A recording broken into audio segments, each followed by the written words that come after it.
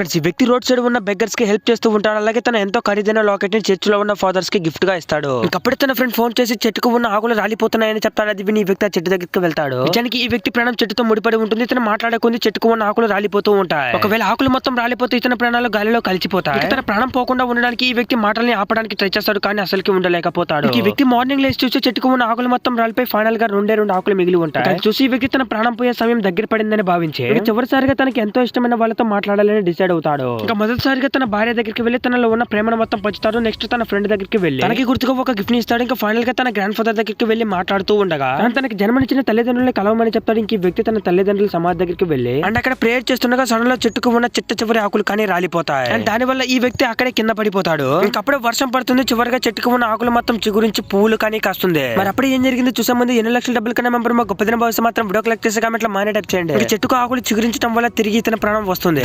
తన లైఫ్ ని కొత్తగా స్టార్ట్ చేస్తాడు.